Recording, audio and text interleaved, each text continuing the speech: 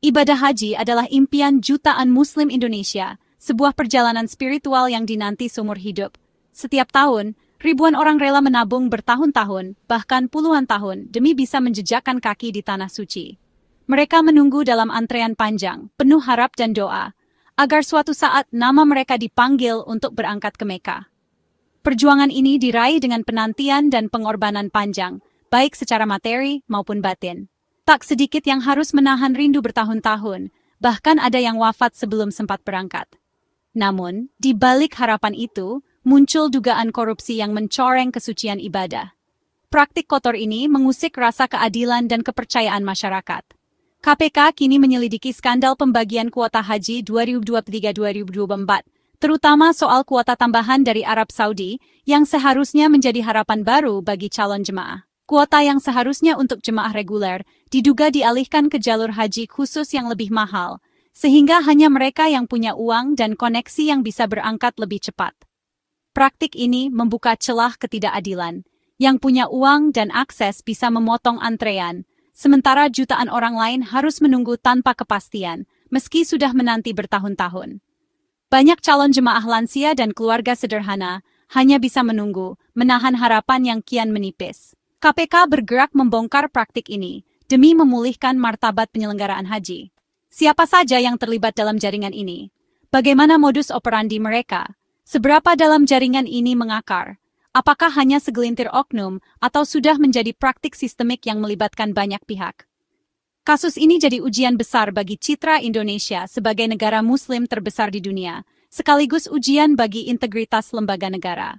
Perjalanan spiritual ke Tanah Suci seharusnya bersih dari intrik dan manipulasi, agar makna ibadah tetap terjaga.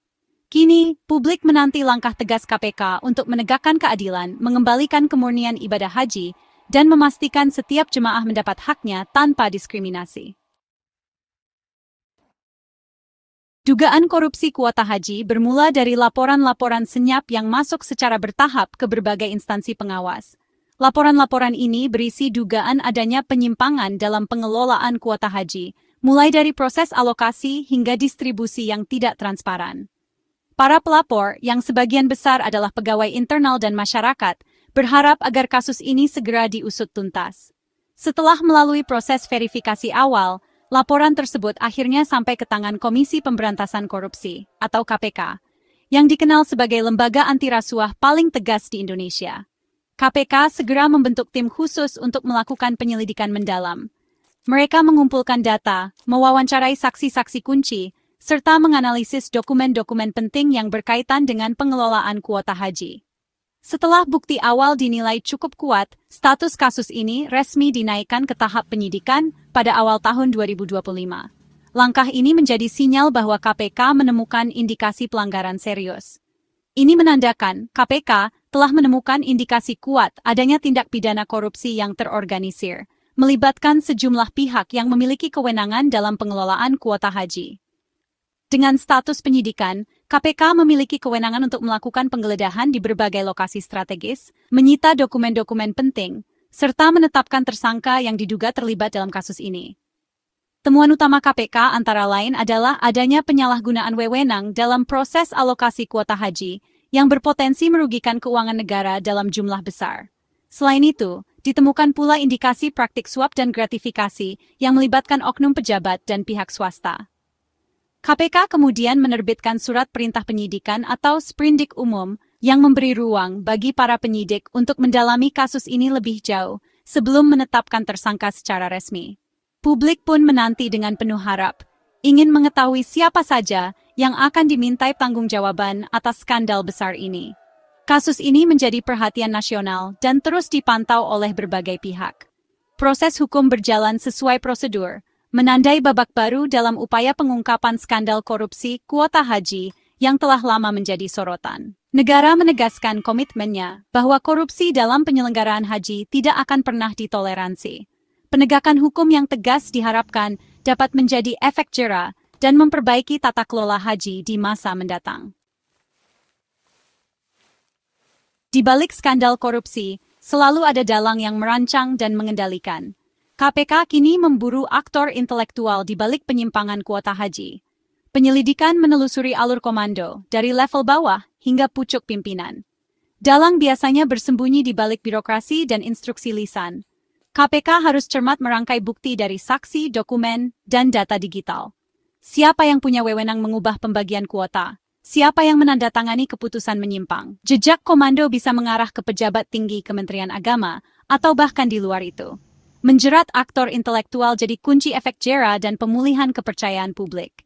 Pertarungan ini bukan sekadar hukum, tapi juga soal membersihkan institusi dari praktik korupsi. Di setiap korupsi selalu ada jejak uang haram. KPK fokus menelusuri aliran dana dari praktik penyimpangan kuota haji.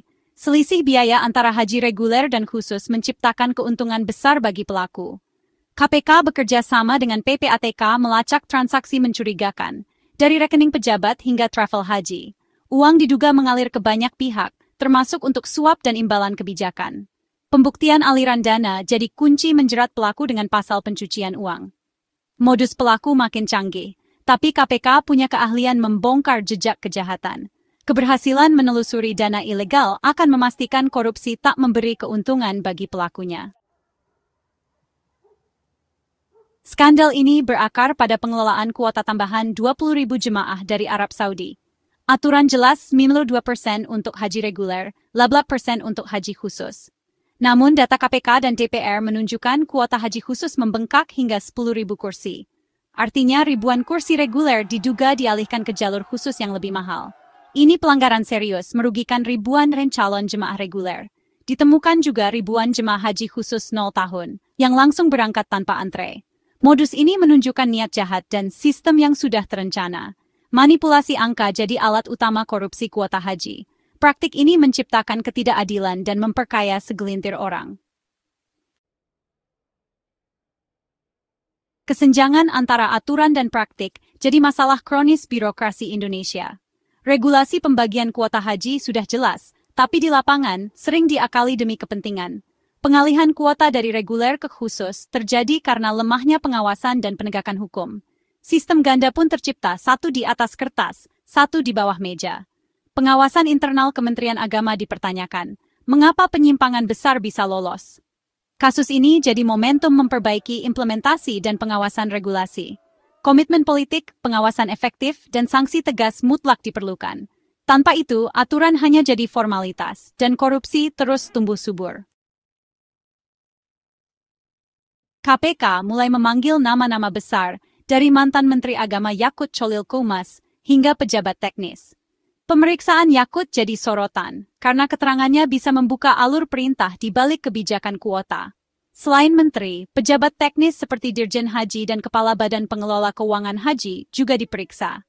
KPK bahkan memanggil tokoh publik di luar pemerintahan, menandakan penyelidikan meluas. Setiap keterangan jadi kunci mengungkap siapa saja yang terlibat.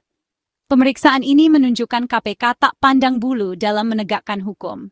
Publik menanti apakah pemeriksaan ini akan membongkar jaringan mafia haji. Siapapun yang relevan akan dimintai pertanggungjawaban. Kerugian negara akibat korupsi kuota haji diperkirakan mencapai ratusan miliar rupiah. Estimasi awal potensi dana ilegal minimal 500 miliar rupiah hasil pengalihan ribuan kuota ke jalur khusus. Uang itu seharusnya untuk pelayanan jemaah, tapi justru masuk ke kantong koruptor. Kerugian terbesar bukan hanya finansial, tapi juga kepercayaan publik yang hancur. Rasa keadilan masyarakat tercabik yang sabar antre di salib yang punya uang dan koneksi. KPK menjerat pelaku dengan pasal berlapis, ancaman hukuman hingga penjara seumur hidup. Penegakan HUM diharapkan memulihkan kepercayaan publik. Kasus ini jadi peringatan keras korupsi di sektor sakral tak bisa ditoleransi. Hukum harus ditegakkan, keadilan harus dipulihkan. Skandal ini membuka mata kita semua tentang betapa rapuhnya sistem penyelenggaraan haji yang selama ini dianggap sakral, namun ternyata tak luput dari praktik kotor dan penyalahgunaan wewenang. Kasus ini menjadi peringatan keras bahwa integritas dan kejujuran harus menjadi fondasi utama dalam setiap aspek pelayanan publik, terutama dalam urusan ibadah yang sangat mulia seperti haji. Kini, harapan masyarakat Indonesia bertumpu di pundak KPK. Publik menuntut keadilan ditegakkan tanpa pandang bulu, dan para pelaku harus dihukum setimpal dengan perbuatannya. KPK diharapkan mampu membongkar seluruh jaringan korupsi, bukan hanya menangkap pelaku utama, tapi juga mengusut tuntas siapa saja yang terlibat. Penuntasan kasus ini bukan sekadar memenjarakan koruptor, tapi juga mengirim pesan tegas kepada seluruh pejabat dan masyarakat. Tak ada tempat bagi korupsi dalam penyelenggaraan ibadah haji. Proses hukum yang transparan dan adil akan menjadi contoh nyata bahwa negara hadir melindungi hak rakyat.